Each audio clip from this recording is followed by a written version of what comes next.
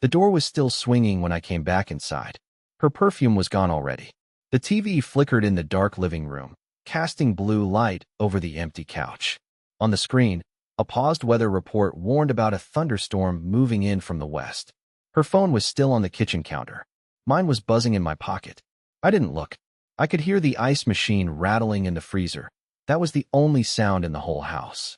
2 glasses sat on the table, one half full of whiskey, one untouched. A note was stuck under the untouched glass. It wasn't folded. It wasn't even signed. "Don't wait up." The words looked like she'd written them in a rush. The ink bled slightly where the pen had pressed too hard. Upstairs, the closet door hung open. Her suitcase was gone. The clothes on the hangers were mismatched, crooked, like she'd yanked things out without thinking. A drawer was left open, empty. The house felt like it had been robbed, but only of the things that mattered. I didn't sit down. I didn't cry.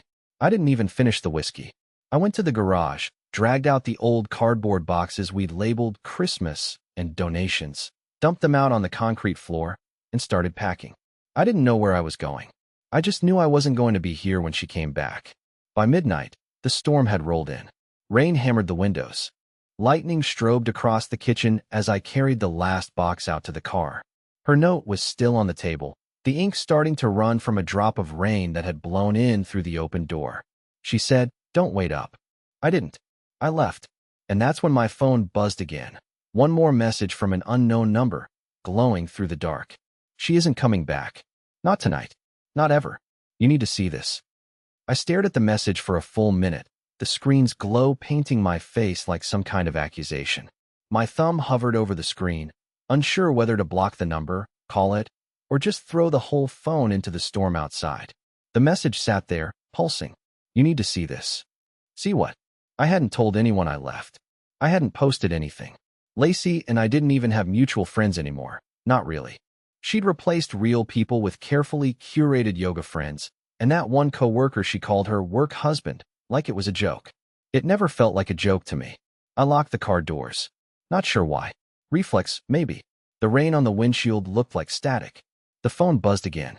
Image attachment. Taken 15 minutes ago. I tapped it. My get twisted before the picture even loaded. It was her. Lacey. She was in the bar downtown, the Monarch. I recognized the weird metal sculpture behind her shoulder. She was sitting in a red booth with her hands wrapped around a tall glass of something blue. Her dress was the same one from earlier that night. Low cut. Sleek. The kind of dress that tells a different story than working late. And she wasn't alone. The man beside her was leaning in close, hand on her knee, smirking like he'd just told her something filthy. Her head was tilted back in a laugh, not the fake laugh she used at dinner parties, but the one she used to have with me. The picture was clear. Too clear. Whoever sent this wasn't just spying. They were sitting in the bar, watching her. Close. I looked around the car like someone might be out there, watching me too. I felt exposed, even though I was parked in a random church parking lot 3 miles away from our house. My breath fogged up the window. I wiped it away with my sleeve and muttered, "What the hell is this?" I typed back, "Who are you? Why are you sending me this?" 3 dots appeared. Then nothing. Then more dots. Then finally, "Let's just say I owe you. She's not who you think she is. Check the guest registry at the Sableton Hotel. Room 816. Sableton was a boutique hotel 2 blocks from the Monarch. Upscale. Modern. Not the kind of place you accidentally check into. She and I had passed it 100 times. She once said, "That's where people go to cheat and not get caught." I remember laughing back then. Now it felt like a confession. I should have gone home, or whatever home was now. But I didn't. I drove to the Sableton. The storm was thinning, just drizzle now, but the city lights smeared across my windshield like a bad dream. I walked into the lobby with my hood up, heart slamming. A man in a gray suit stood behind the desk, politely robotic. I pretended to scroll on my phone while watching the guest book screen reflected in the marble counter. And there it was. Lacey R., room 816. Check-in time, 7:42 p.m. One guest. Only it wasn't one. Because the man from the photo? He had checked in too. Different name. Same timestamp. Same floor. Same ending, probably. I walked out without saying a word. Got in the car. I didn't even cry. I couldn't. Something colder had moved in. Something heavier than sadness. Something sharp. Back in the driver's seat, I unlocked my phone again. The stranger had sent another message. Want to know how long it's been going on?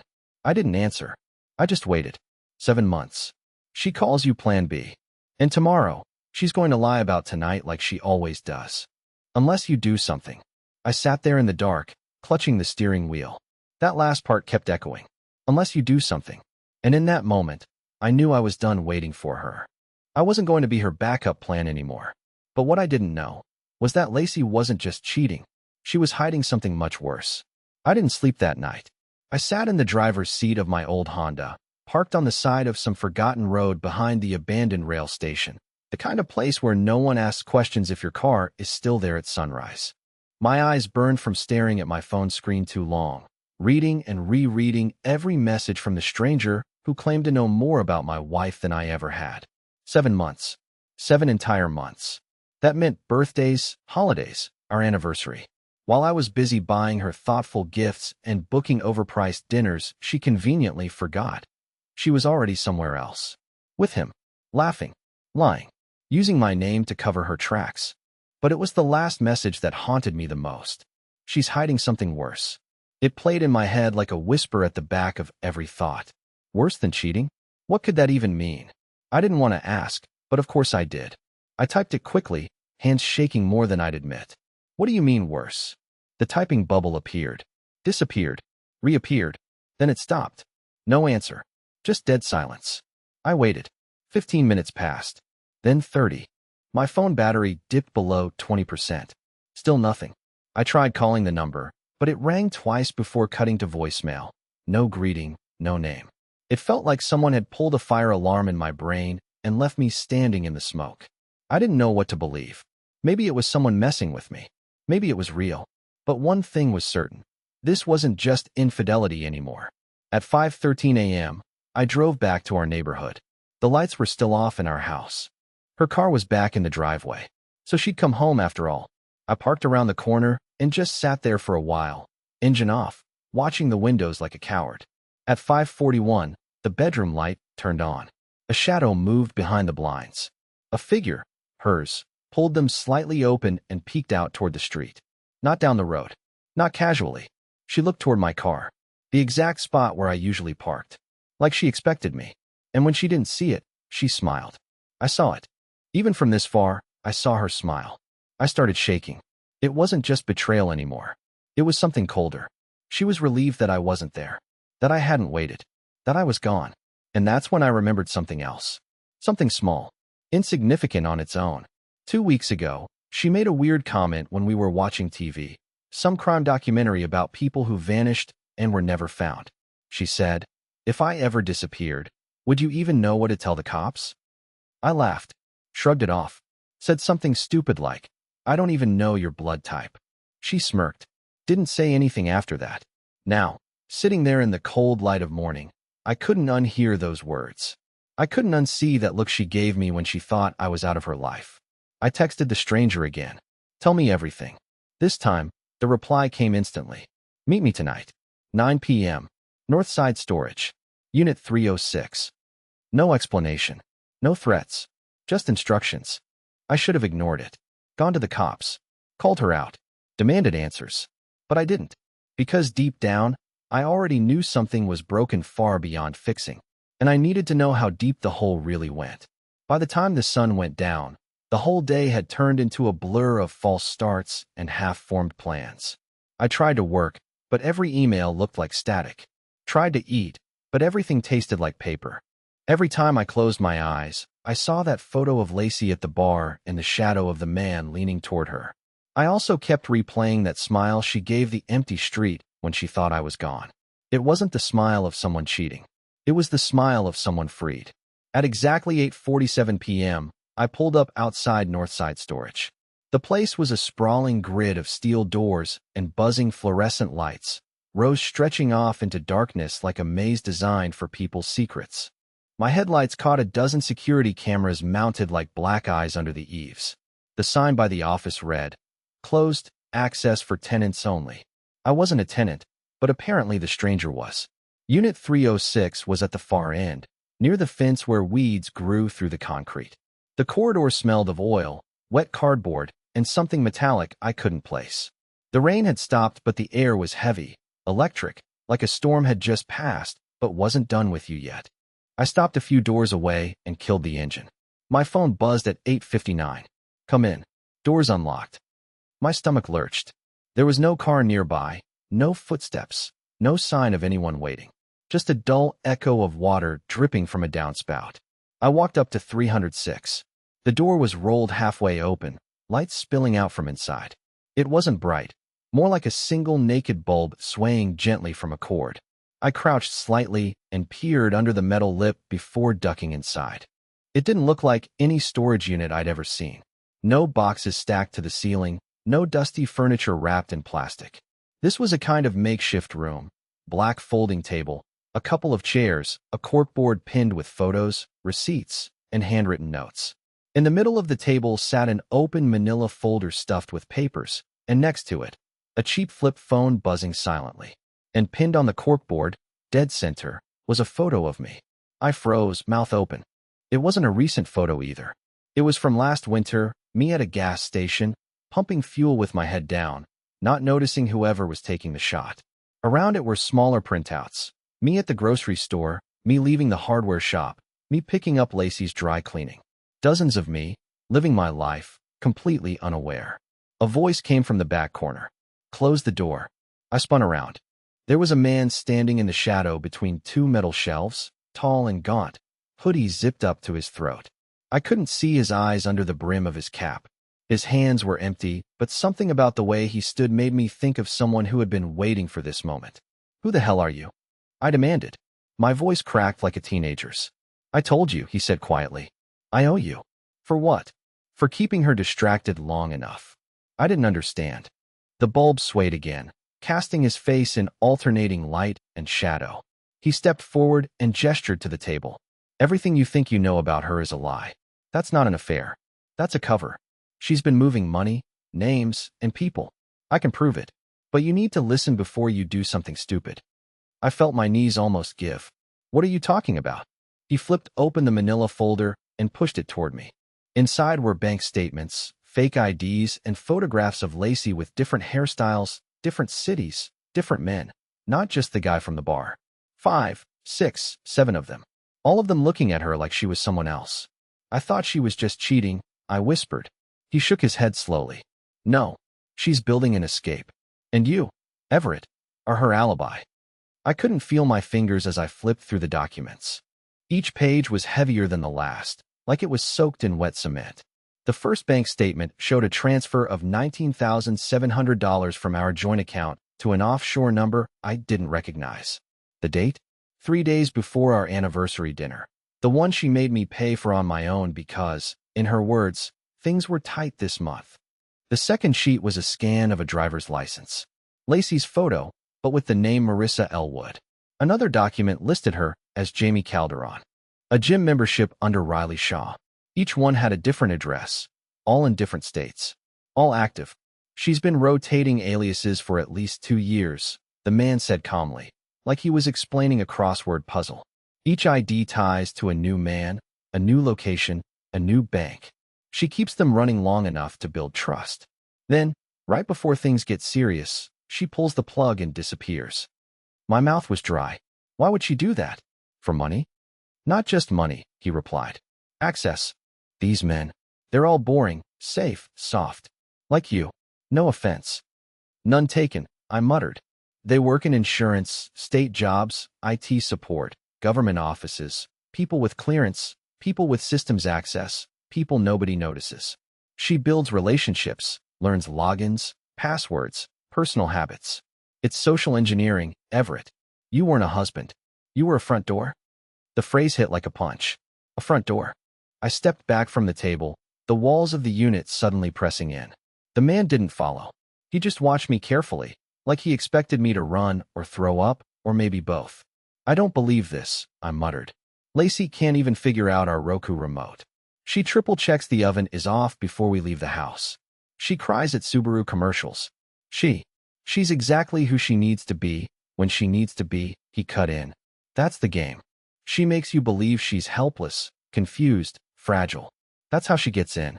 Did you know she used to be engaged to a software architect in Ohio? He was working on federal infrastructure contracts. I blinked. No, neither does he. He still thinks she moved to L.A. for a modeling job. She didn't even tell him it was over. She just vanished, with 3 of his external hard drives and a master login card.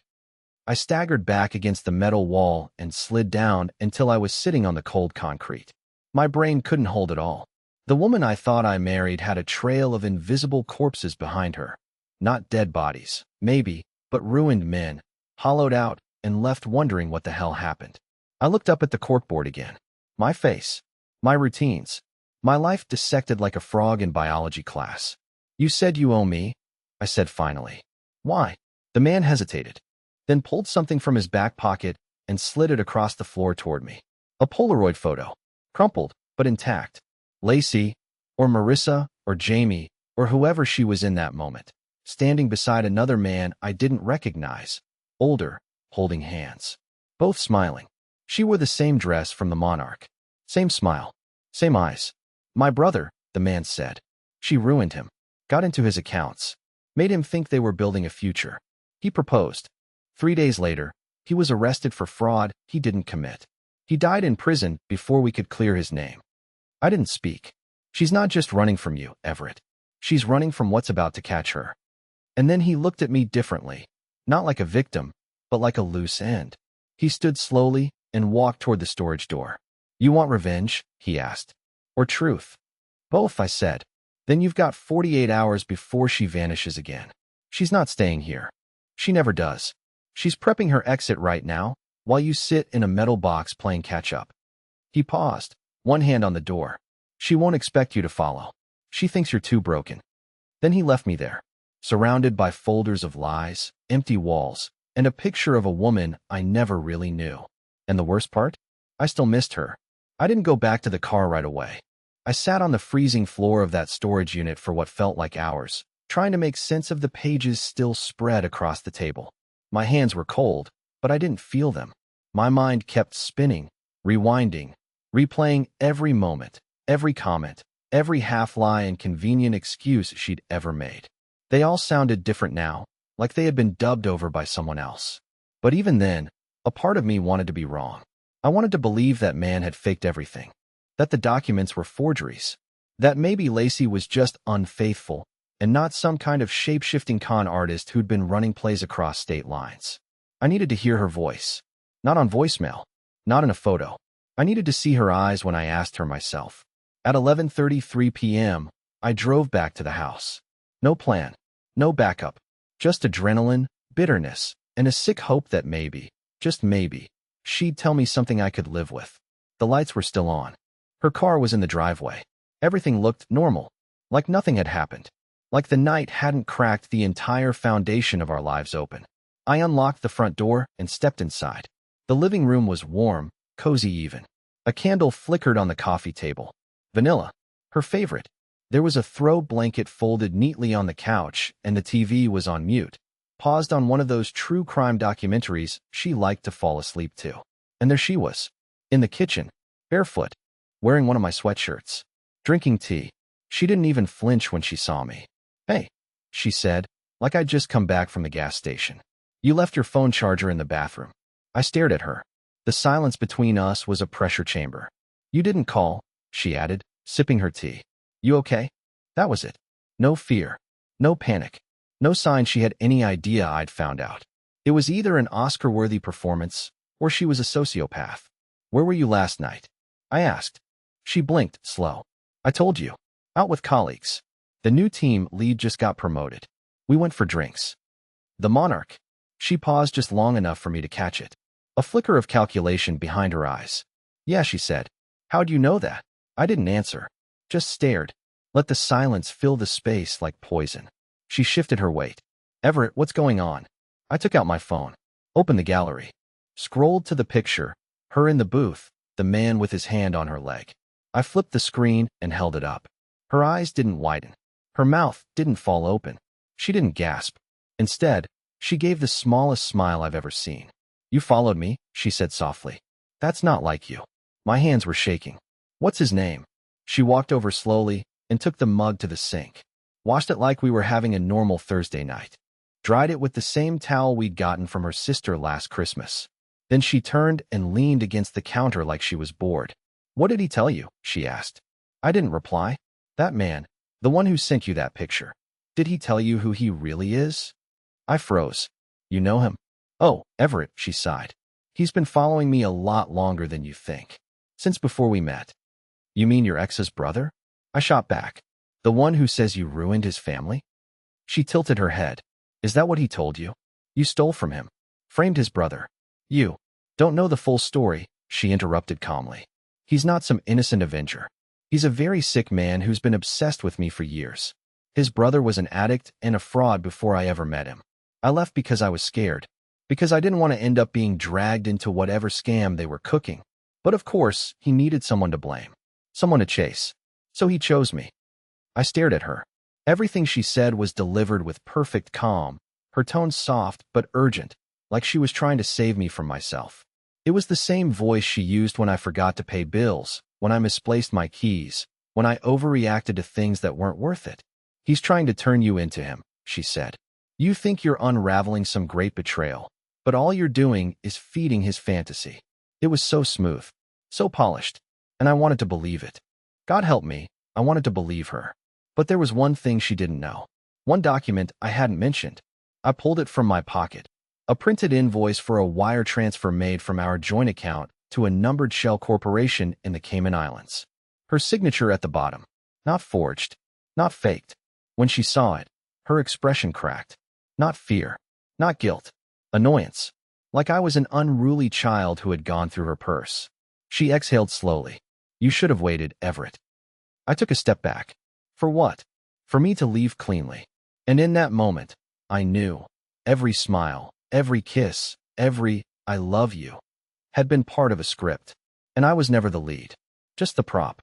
The moment she said it, "You should have waited," something inside me broke free. Whatever pieces of denial were left shattered like cheap glass. The woman I had built my life around, sacrificed for, defended in arguments, cried over in the dark. She wasn't just unfaithful. She wasn't misunderstood. She wasn't trapped. She was in control of everything. And she was annoyed that I had interfered.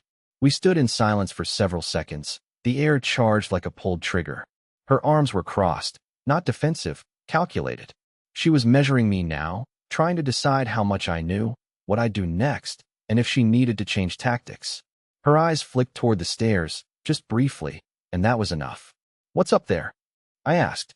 Her gaze snapped back to me. Too quick, too alert. "You should leave." I took a step toward the stairs. "I'm not kidding, Everett." Another step. I don't even know what I thought I'd find, but my gut, for once, wasn't lying to me. She suddenly moved between me and the staircase. "If you go up there, you'll regret it." I didn't stop. I brushed past her and started climbing, expecting her to follow, maybe scream, maybe beg. But she didn't move. She just stood at the bottom of the stairs like a statue, watching me with cold, quiet detachment. When I reached the bedroom, everything looked painfully normal. The bed was made. Her side table still had that stupid romance novel she never finished. But something felt off. The floor lamp was pushed slightly to the side, not enough to notice unless you looked closely. I did. Behind it, on the wall, there was a faint outline, almost invisible. A small, square discoloration in the paint. Freshly patched. Slightly uneven. A safe. I couldn't believe it at first. We'd lived in this house for 5 years. She had never once mentioned a safe. I looked around for tools, anything I could use to get in. Found a claw hammer in the hall closet. Went to work peeling the panel loose. My hands were shaking, but I didn't stop. The wall gave way faster than I expected.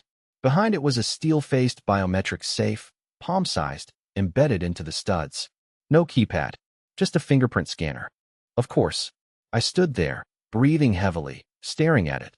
This little hidden vault buried inside my life. And before I could think of what to do next, I heard the creak of the stairs behind me. She was standing in the doorway. "You don't want to open that," she said. "I can't open it," I shot back. "But maybe the police can." She tilted her head and gave a sad little smile. "That's cute. You think they'd believe you. You think anyone would."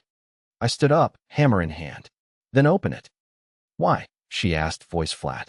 "So you can see what I already decided you're too soft to handle? Try me." She walked in slowly. Calm, composed. No hesitation. She pressed her thumb to the scanner.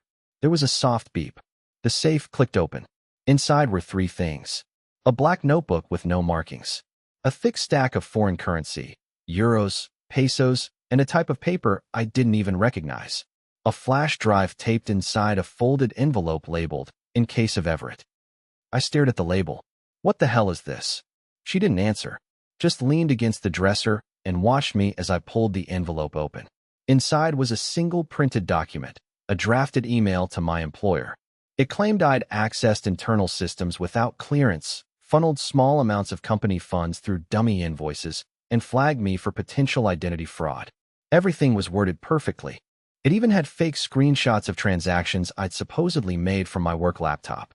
My mouth went dry. I flipped through the second page.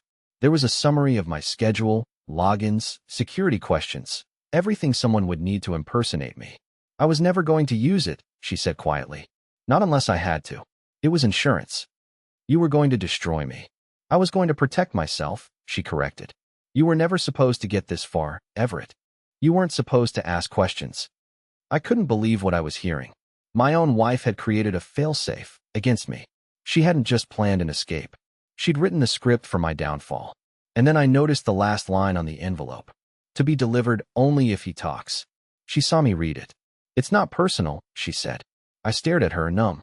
You've been building this for years. Of course, she whispered. You don't survive this world being naive. A knock at the front door cut through the tension like a blade. We both froze. Another knock. Louder. Lacey's expression finally cracked. Just for a second. And for the first time since this nightmare began, she looked scared. The knock came again, louder this time. Not frantic. Not angry. Just certain. Lacey took a slow step backward, her eyes flicking between me and the bedroom window, calculating exits like a cornered animal. That cool composure she wore like armor? It cracked at the edges now, showing panic just beneath the surface. Who was that? I asked, but I already knew she wasn't going to answer. She didn't look at me. She turned and bolted down the stairs. I followed, not even thinking. My legs moved before my mind caught up. By the time I reached the bottom step, she had the front door halfway open, but it wasn't who I expected. Not the man from the storage unit. Not the police. It was a woman. Tall. Early 40s. Wearing a navy windbreaker with a leather folder in her hand and something clipped at her belt that I couldn't quite make out. Her eyes locked on mine. Everett Klein? She asked calmly. Lacey froze. I nodded. Yeah. I'm Agent Dawson, Financial Crimes Division. You need to come with me. Lacey stepped in. You don't have a warrant. Actually, I do. Dawson cut her off, flashing a folded document. And a federal subpoena for every drive, paper, and account linked to this residence, including that safe upstairs. For a second, the world stopped spinning. My ears rang like I was underwater. Wait, how did you? I began, but Dawson raised a hand gently. You did good, she said. We've been circling her for months. But until recently, she was too careful, too clean. Someone, she paused, nodding at me, gave us exactly what we needed. Behind her, a second agent entered the house. Calm, professional, no guns drawn. Not a raid, just a quiet end to a loud storm. Lacey didn't move. Her hands dropped to her sides, and I watched something strange pass through her expression. Not rage, not fear. Just resignation. She turned to me. You always seemed soft, she said. But you're a lot harder to kill than I thought. Dawson stepped in and took her by the wrist. No handcuffs. Just quiet authority. No need for violence. Wait, I said.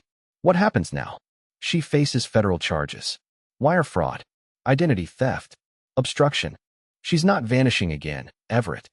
I stood in the living room while they walked her out into the cool morning air. She didn't look back. By 6 a.m., the house was silent. Empty. I sat alone on the couch, staring at the candle she'd left burning. Vanilla. Still flickering. Like none of it had ever happened. Except it had. And I was still here. Later that week, I turned over everything to the authorities. The notebook, the drive, the envelope. Dawson promised to keep my name off any public filings. She said, you were a victim, and you did the right thing. I moved out the following month. Found a small apartment on the other side of town, closer to the river. No safe in the wall. No secrets under the floorboards. Just me. a few boxes, and silence that didn't feel like punishment anymore. I got a dog, a big, dumb rescue mutt with uneven ears and a habit of stealing socks. I named him Anchor, because this time, I was choosing what held me down. Some nights I still think about her, not with longing, not even with hate, just curiosity, wondering how someone could be that many people in one body and still sleep at night. But then I walk Anchor by the river, watch the light shift on the water, and I remember the most important thing. She told me, "Don't wait up." And for once in my life, I didn't.